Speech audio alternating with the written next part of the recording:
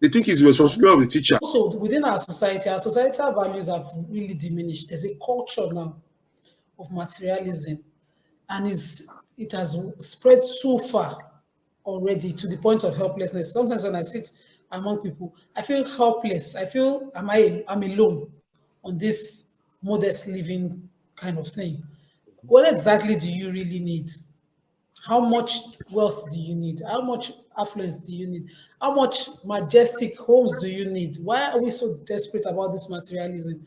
And why is it costing us the most important things? Which is now, if you go anywhere in the world, people can say it by default, except they meet a few Nigerians who stand out to say, oh, they're not all Nigerians are fraudsters. When they talk 419, because we have abused the meaning 419, we've watered it down. It used to be an embarrassing thing to be associated with. But now it's, their slogans, people sing about it.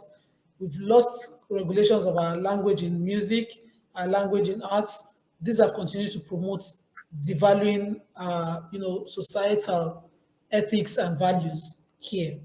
There's this widespread culture of materialism. So for me, Prof, what do we do in the immediate to start with? Because yes, we should institutionalize a lot of things like you mentioned, but I'm listening to you and wondering, how long will this take?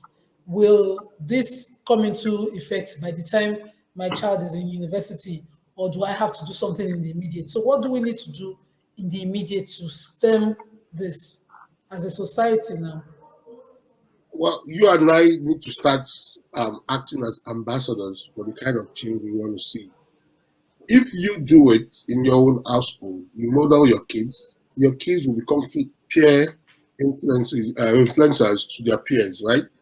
If I do the same for my kid, let's start from that, being the model of what we want to be or become, or what we want to see. Then each one of us should look for that one person that will listen and will act the way we'll suggest. And then, so it's called building a critical mass. By the time you keep doing that, people start encouraging your kids to go for Boy Scout, Girls Guide, you go for PTA meetings, you start creating young kids with similar mindset. It will take a while, but you're going to take off those vices from those kids early in life. Now that's the immediate. You will be the model of what you want to see. Now the intermediate intervention will be, can you start identifying some people that are within the society that have clouds? Then the tertiary or the long-term intervention will be then to go to the institutions. But like back to your question, immediate is you and I to become models of what we want to see. With all modesty, I know so many people that like to model the way they do things after me.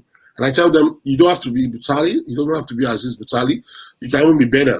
But this is what I did to get to where I am, and this is what I'm still doing, because I'm not there yet. So they too, they do the same. And before you know it, you have 3-4 people that want to be like you to do the right thing. And then we spread from there. And we shouldn't be in a hurry. We should be patient, because change is not going to be overnight. Otherwise, it's going to crash. So those of us that are willing to take that path to do the right thing, we should just continue until we get there. And we pray to God to guide us. As a Muslim, I always say the word Idina Sirat al-Mustaqim 17 times every day. It's extremely important. In all this, we still need guardians from God. So yeah. Business as usual here, which is of course sharing your real story. And I hope that our hope for excellence and values will come back to the society.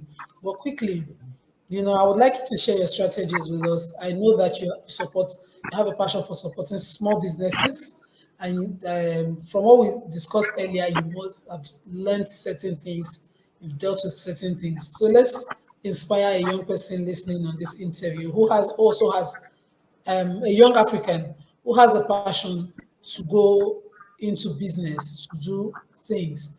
How would you advise, if you were counseling me one-on-one now, or anybody listening one-on-one, how would you advise,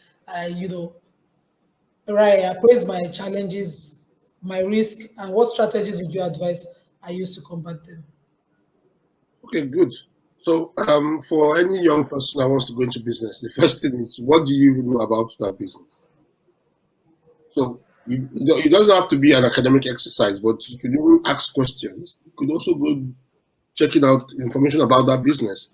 You don't just jump into it, because most people make that mistake of jumping into something because someone is making money without knowing that there are information that you need to know. You know, in the market, who's going to buy from you? What are you selling? What value would that product or service give to your customers? So if you know that, then you are almost halfway towards becoming a wonderful entrepreneur. Then, so there's a difference between entrepreneurship and business. Let me just take a step back. Business is, you try and sell what others have already done before. But being an entrepreneur is you're looking for a problem. It could be a product that people would like, but they don't have access to it because of limitations. So you've come up with an innovative way of getting it to them. So that makes you an entrepreneur because you've solved their problem. So for you to do that, again, you must have found out what they don't have or what they don't know, right? So even that knowledge part of it makes you a wonderful entrepreneur. Okay? Yes. So then getting that to do that allows you to then put value on that product or service, and then you can now make money. Now, you don't make money from the next day after you start that business, because you need to build that business. You need to fit in some losses, which are potentially going to be there. But you need to tell yourself, at what point will I turn the corner? You have done your numbers, and your numbers can change over time. But if you see that you are on the right path towards making profit, but there are challenges, then you can keep going, because what you now need to do is to solve those challenges. And as you solve them, because I used to tell people that once you overcome an obstacle, you've made an achievement. And that's the same thing in business. And once you hit it, you get that right note. You hit that right note, then you can start making money. But when you start making money, you have to, again, step back and ask yourself, what did I do to get here? What are those problems that I solved and all that? What is likely to happen next? And so, again, it's a continuous process. So a young person, if you have an idea, just start with getting information about that idea and how to go about it. So I use the word just start because most people sit on an idea. They sit on it because they're scared to fail. And when you don't want to fail, you don't want to learn. So I tell people, well, start by getting information, then start that business. Don't wait for everything to be 100% perfect, because while you're waiting, someone else may have that business and they start and they make an income from there. So again, it's so as an entrepreneur, you have to keep going. You don't stop and say, "Oh, I've made money," and you don't stop and say, "Oh, these things are not working." No, you have to keep going, especially when it is your own dream and your own vision. You will get it. It's just going to Very take a while. important. Thank you so much, sir. So start once you have vision, research before you go into it, so you know what risks are there, you know how to face them. And when you start making money, reappraise the challenges that you solve to get there. Very important, because once you start making money, you have arrived, you don't have problem again. And so That's where the you problem get actually starts carried from. away before you know it, your back. That's where So the problem you starts. get back to where you started from. Yeah, So thank you that's so much, sir. But quickly, yeah.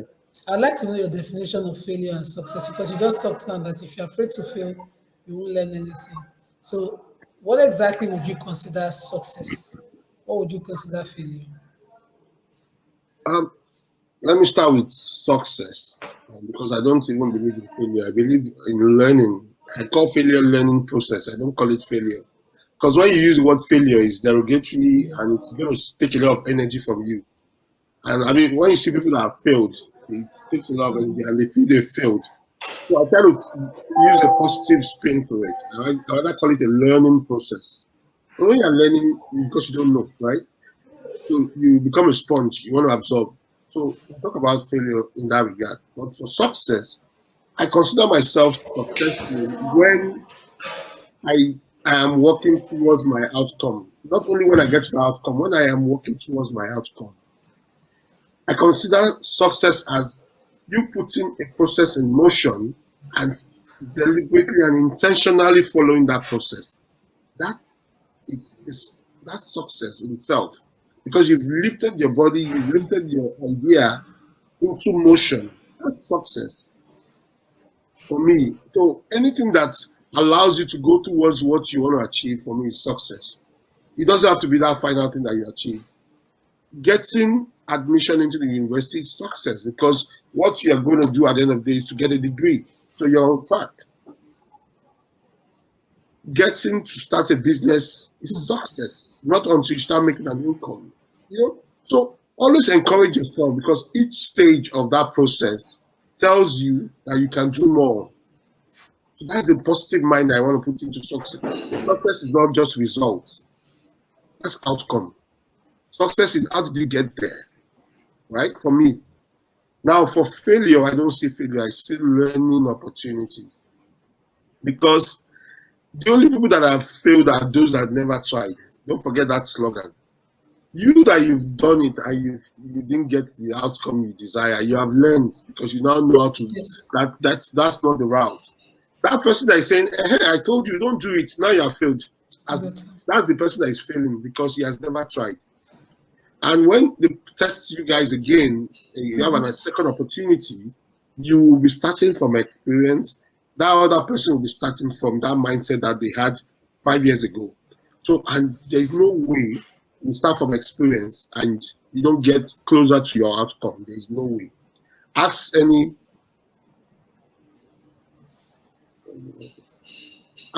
entrepreneur, they will tell you that things didn't work out the first time, but they kept at it and they are moving closer to what their desired outcomes are.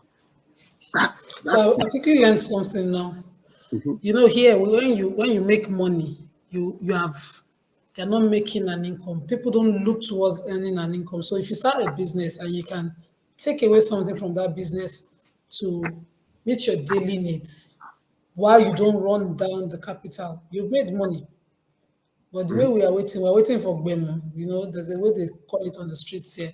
And so once you make Bemo, you get distracted and all of that. So while you're failing, while you're working the process, it is successful that you can even earn an income at it. So I think we should redefine success. I've just learned that and I'm going to be using it a lot in my speeches. But I cannot let you finish this conversation without two things. So you still talk about what a young person needs to do, how they need to start, because you mentioned passing the exams is a start, a success in itself, and getting into that process of where you're going eventually in your future is success in itself. I'll come there, but I follow you on Instagram and all your social media pages. So you must talk about Erundupe Tuesdays in this interview. What exactly are you trying to inspire, and how important is it to be in the gratitude mode? Oh, wonderful. So there is nothing that you want to do that you don't need God to guide and bless your activities. So what I did in 2018, I just said, let me just start something. It's called Thankful Tuesday. So I post something on that I'm grateful to God. I'm grateful to those that did not give me opportunities, and to those that gave me opportunities, and to those that are joined my path and we're working together. And that's all I do. But at the end of the day, everything, I still give everything back to God.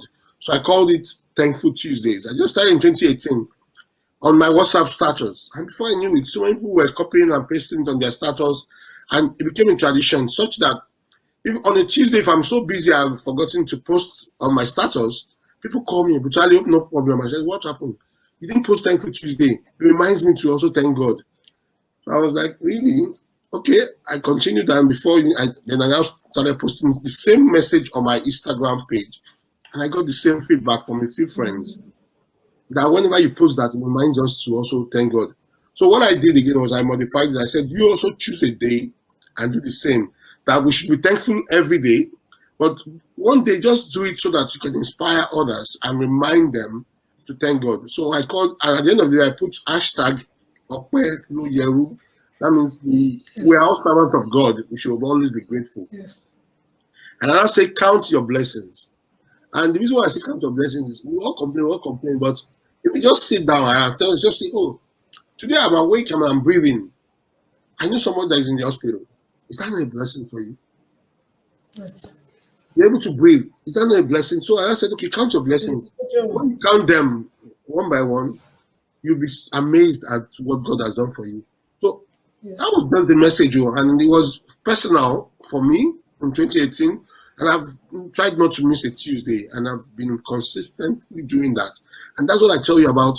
When you want to do something, be intentional and purposeful. You'll be surprised how to gather momentum. Thankful Tuesday has come to stay. I don't even own it anymore. I go That's, to my friend's status, it's all over the place. I'm just laughing. That's it. I've come to get, I've gotten used to it myself.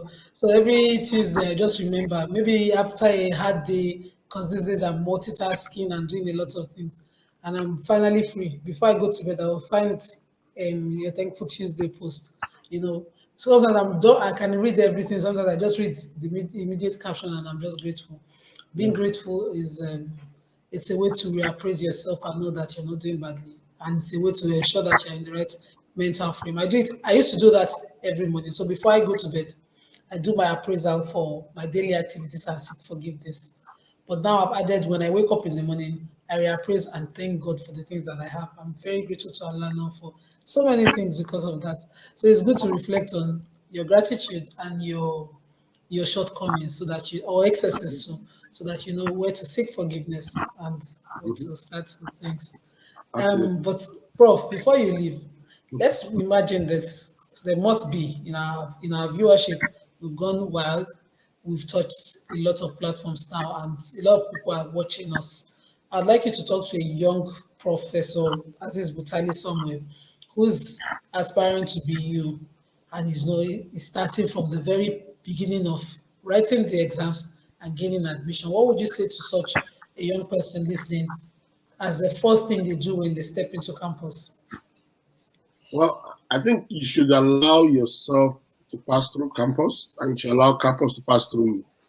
That's just a blanket statement, but let me break it down.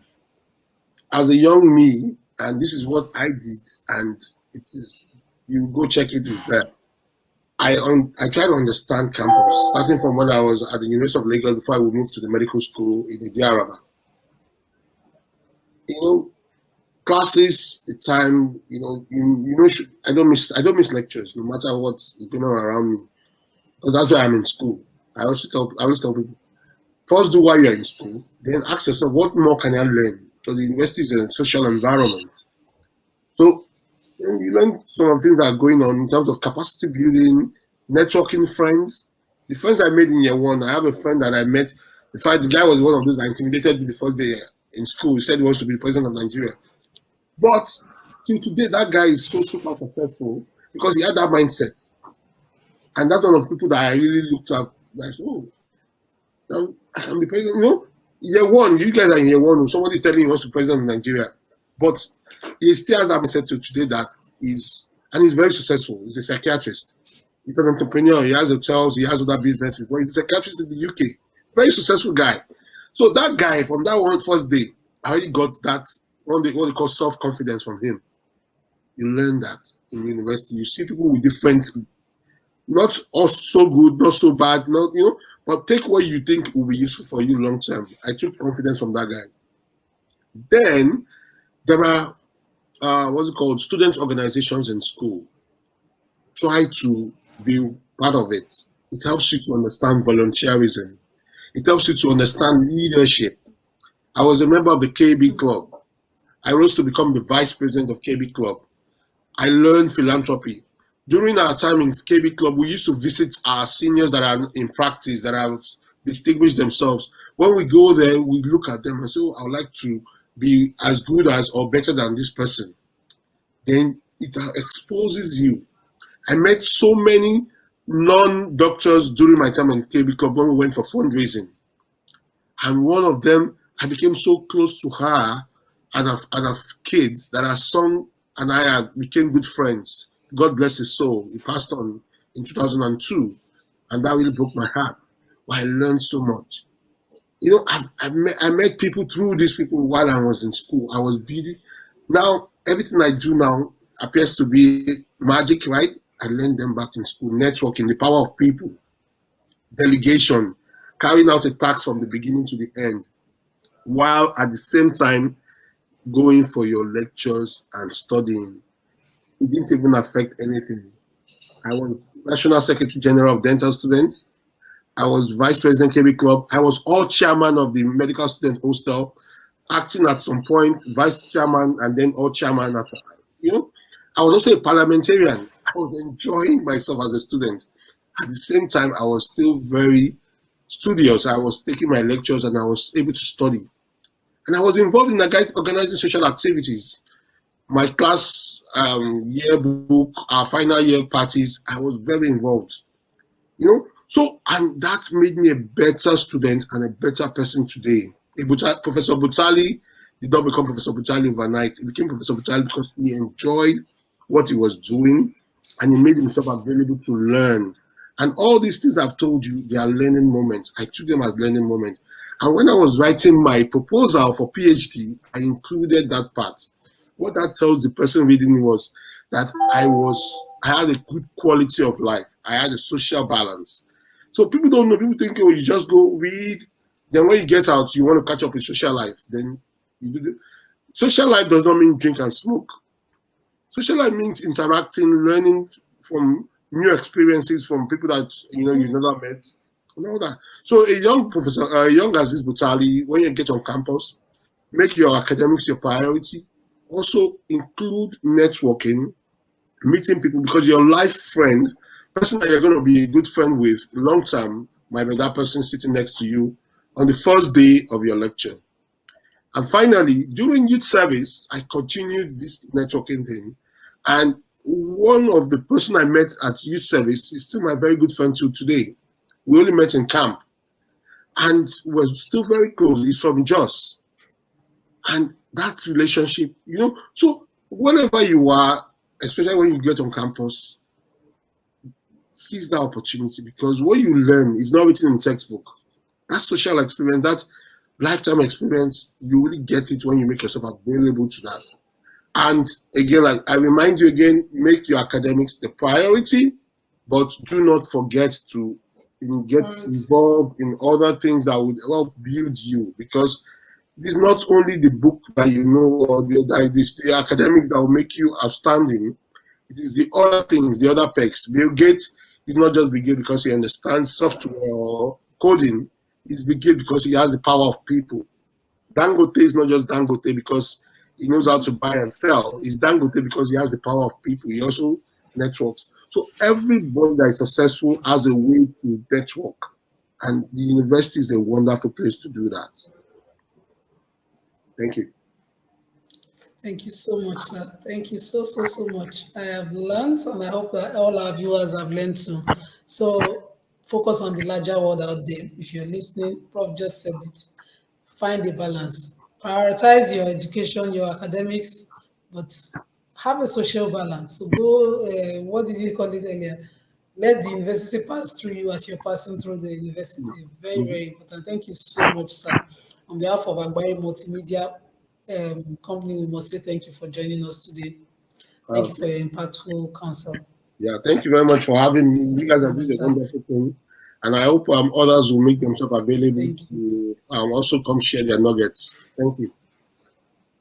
Thank you so much. Yes. And to Agbari Multimedia family out there, thank you for watching. Don't forget to like and share, and don't forget to follow us on all our social media platforms, Instagram, Facebook, and Twitter. Thank you, Prof. Till you come next time, I hope you come. Yeah, I will try. I'll come. Thank you. Bye. Okay. Thank you so much. All right, bye. And till I come your way again next time, I am Nima Akashat Zibiri. Be inspired by this interview and get ready to be the next Amazon and Afriprenuer to be celebrated. We are not here for food, Gaskia. The family has concluded that you forget this building with your children. It's still this inheritance issue. My in-laws are bent on taking everything from me because my children are girls. If you ask me, I would advise you better listen to them and do what they say. Muhammad Rasulullah sallallahu alaihi wasallam. I will deal with them. Talk the heart or heed to the family's directive, or else. Or else what? Have you ever thought of me writing my will? Will? How? Where? What's wrong with you? Are you okay? He did not write a will because he didn't know he was going to die. Writing my will doesn't mean that I want to die.